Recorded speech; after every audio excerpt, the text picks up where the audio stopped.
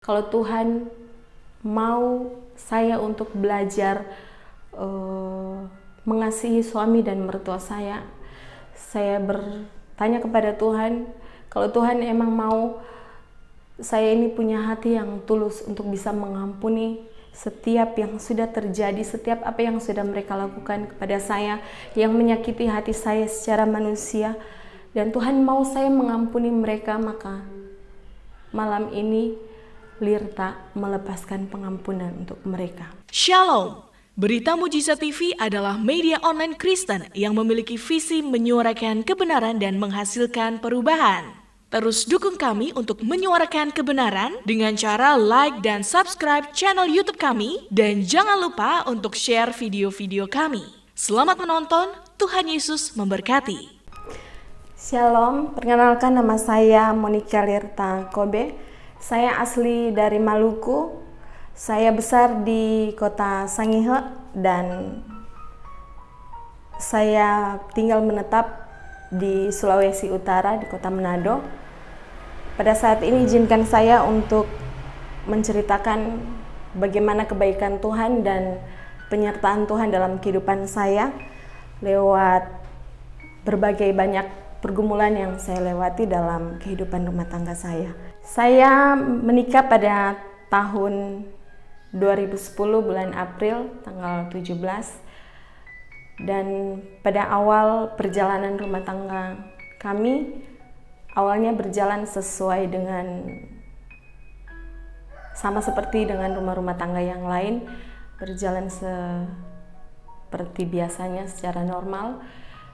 Namun di tahun-tahun ketiga dalam rumah tangga kami, pergumulan demi pergumulan datang dalam kehidupan rumah tangga kami.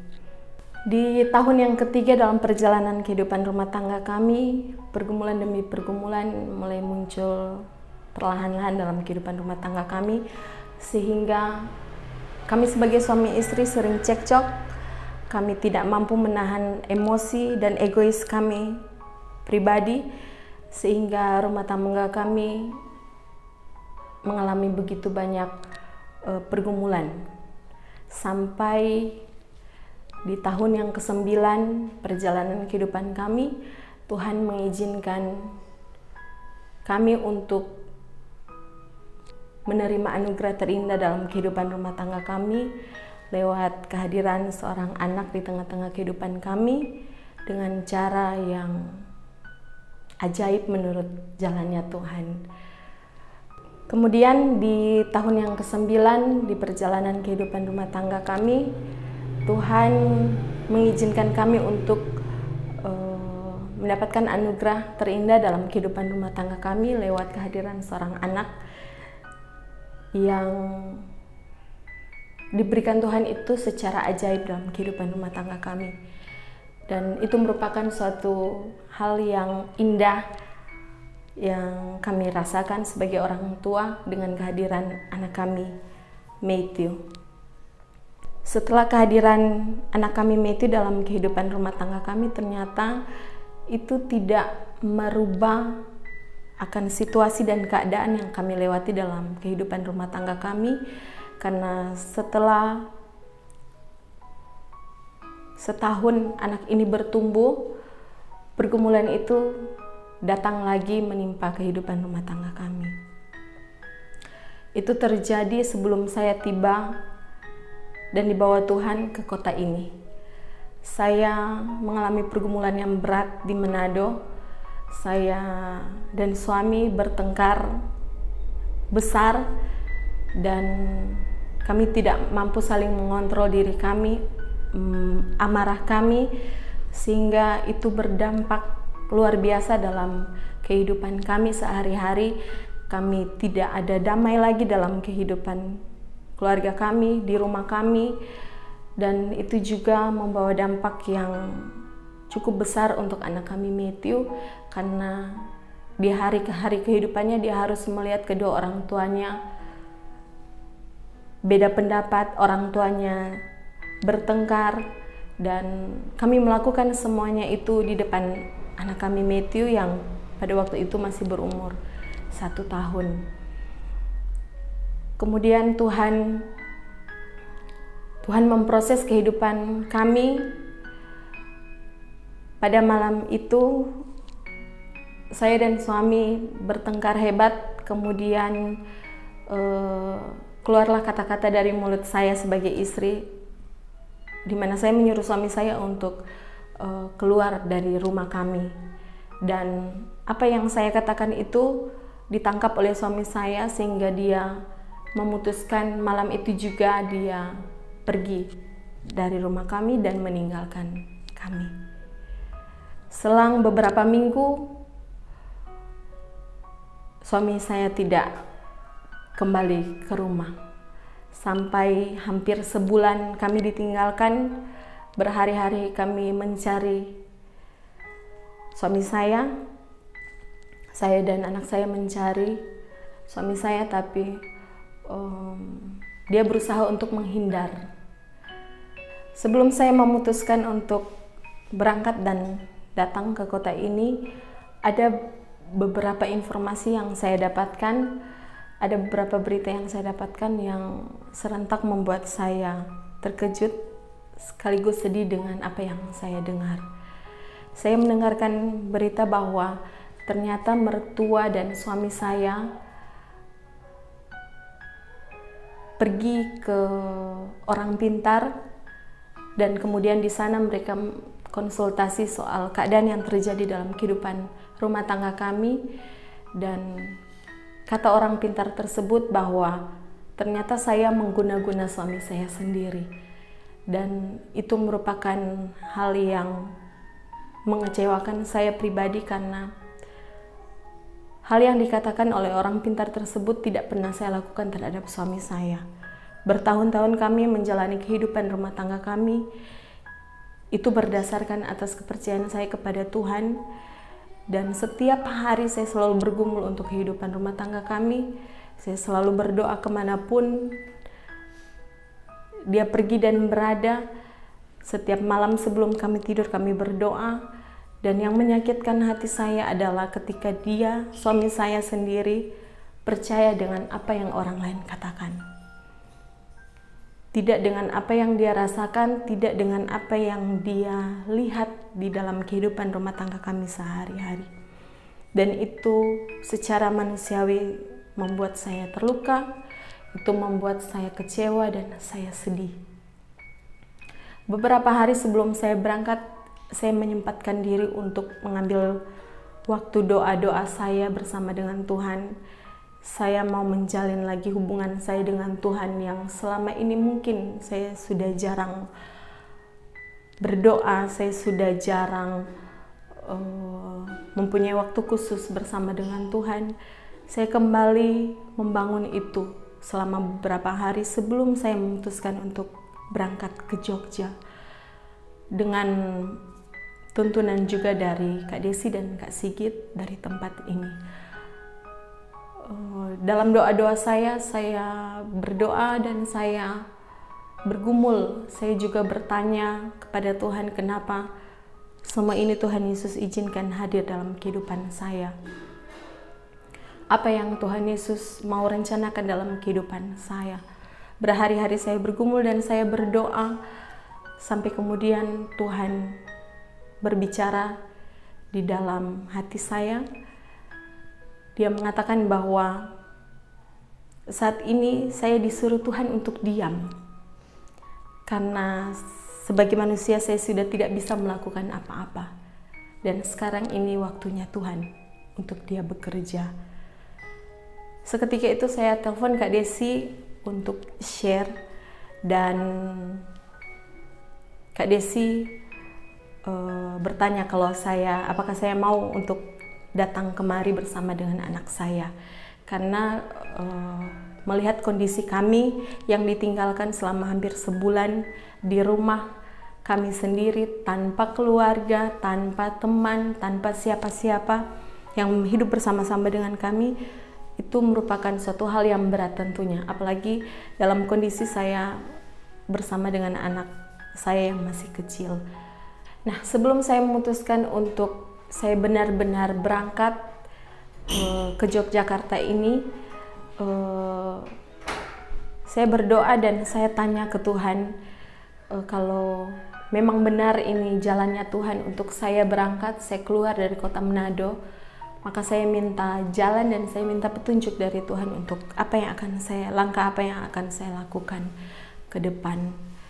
Kemudian besoknya saya mempersiapkan semuanya, mulai dari tes rapid, pembelian tiket, dan perlengkapan-perlengkapan yang akan kami bawa ketika kami berangkat. Dan kemudian Tuhan memperlancarkan semuanya, urusan semua saya di Manado sampai keberangkatan kami dan sampai saya tiba di kota ini. Ketika saya sampai di kota ini, awalnya saya masih bingung dengan apa yang Tuhan mau rencanakan dalam kehidupan saya di tempat ini. Karena jujur, saya belum tahu apa yang harus saya lakukan di tempat ini. Tapi setelah share dengan Kak Desi dan Kak Sigit, mereka menguatkan lagi hati dan iman saya bahwa saya dibawa ke Tuhan ke tempat ini untuk sesuatu yang luar biasa menurut Tuhan. Dan Tuhan mau saya dibentuk di tempat ini dan saya menjadi pribadi yang beda sebelum saya sampai ke tempat ini. Saya menjalani hari-hari kehidupan saya seperti biasa di tempat ini. Kami menjalani kehidupan kami di tempat ini. Kami menemukan banyak kasih sayang di tempat ini yang kami kehilangan itu selama hampir sebulan kami di Manado ketika kami ditinggalkan. Dan saya menemukan kembali kasih itu di tempat ini bersama dengan keluarga saya yang baru di tempat ini. Kemudian singkat cerita, pada tanggal 25 Juli kemarin kami satu rumah pergi ke Solo untuk melaksanakan ibadah di sana. Dan pada saat akan mulai ibadah, kebetulan anak saya agak aktif, Matthew agak aktif, dan pada saat akan mulai ibadah dia mulai kelelahan, sehingga saya memutuskan untuk kita istirahat, cari penginapan atau hotel untuk kita istirahat supaya anak saya boleh istirahat dengan tenang di hotel. Setelah kami sampai di hotel, saya digerakkan Tuhan untuk mendengarkan ibadah lewat HP atau lewat online. Dan pada malam itu saya merasakan sesuatu yang beda ketika saya menikmati ibadah lewat online. Saat itu saya memuji Tuhan, ketika ada puji-pujian saya memuji Tuhan dengan hati saya, ketika ada penyembahan saya menyembah Tuhan. Dan kemudian ketika Ametis sedang tidur, Tuhan menyuruh saya untuk saya berlutut. Saya belum mengerti itu kenapa, tapi tiba-tiba Tuhan menyuruh saya untuk saya berlutut. Dan pada saat itu saya ikut maunya Tuhan. Saya ambil kursi, kemudian saya berlutut. Dan ada sesuatu yang terjadi di dalam hati saya yang saya percaya itu hadirat Tuhan. Saya menangis pada waktu itu. Saya menangis, saya tidak tahu apa penyebab tangisan saya, tapi saya menangis pada waktu itu. Dan saat itu saya merasakan ini hati hancur pada malam itu. Saya merasakan sesuatu yang beda dalam hati saya, dan saya terus menangis hampir 15 menit. Saya menangis tanpa penyebab, tanpa sebab apa. Saya menangis, dan di akhir tangisan saya itu saya berkata kepada Tuhan bahwa ampuni saya. Tuhan, ampuni saya. Ampuni saya akan semua apa yang saya lakukan ketika itu menyakiti hati Tuhan.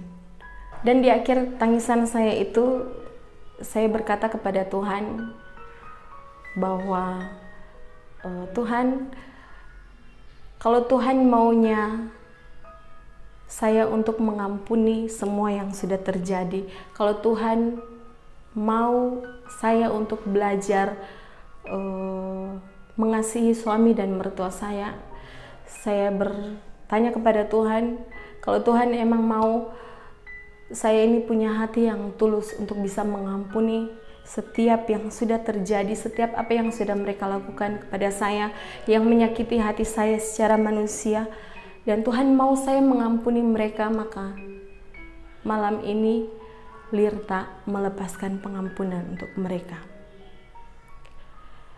Kemudian kembali saya mengatakan hal itu dengan keras bahwa malam ini saya mengampuni, saya menyebutkan nama suami dan mertua saya atas semua yang mereka tuduhkan, atas semua yang mereka kata-kata yang mereka katakan, atas semua yang mereka lakukan yang menyakiti hati saya.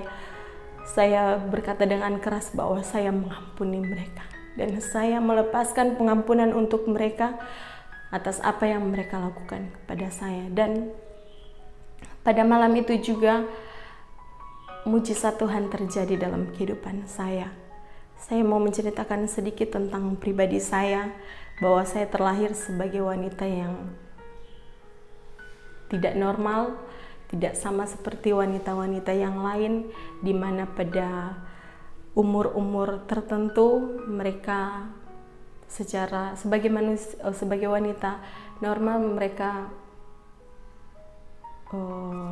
tiap bulannya mereka menstruasi sebagai layaknya wanita. Tapi saya terlahir tidak demikian.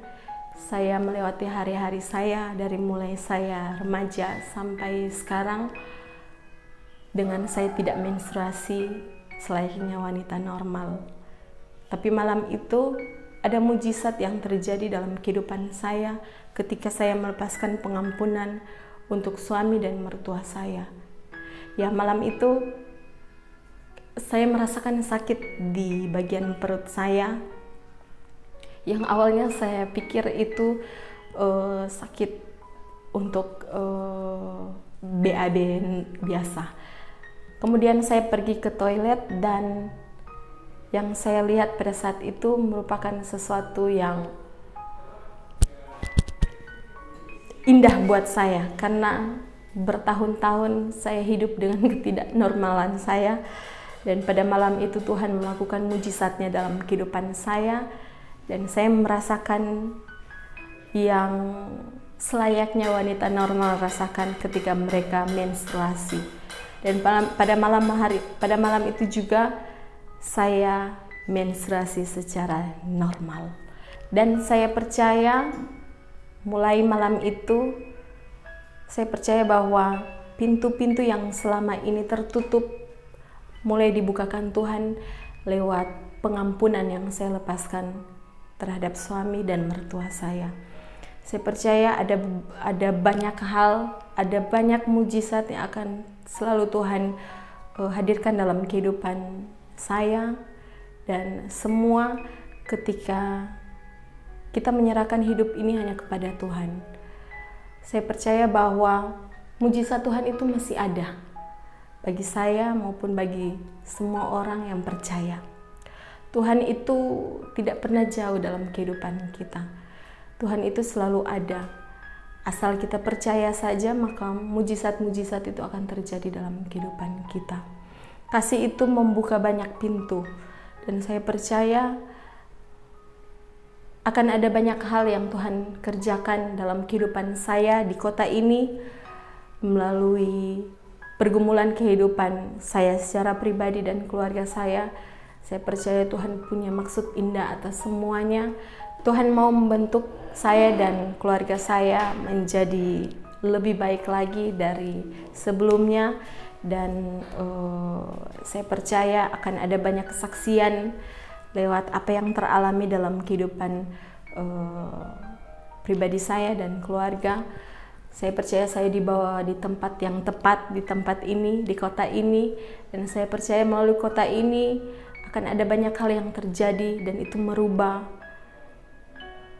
pribadi, merubah keluarga, merubah suami, merubah siapapun yang akan dipertemukan Tuhan melalui cara-caranya yang ajaib mulai dari tempat ini. Dan saya bersyukur karena kasih Tuhan itu tidak pernah berubah. Dia yang sudah berjanji akan selalu menyertai kehidupan kita. Tuhan itu juga yang akan senantiasa memeteraikan setiap janjinya dalam perjalanan kehidupan kita. Dan sekian kesaksian saya saat ini. Kiranya apa yang sudah saya ceritakan di saat ini memberkati setiap yang mendengarkan, dan semoga kita semua senantiasa diberkati Tuhan dalam setiap perjalanan kehidupan kita masing-masing. Sekali lagi, Tuhan memberkati.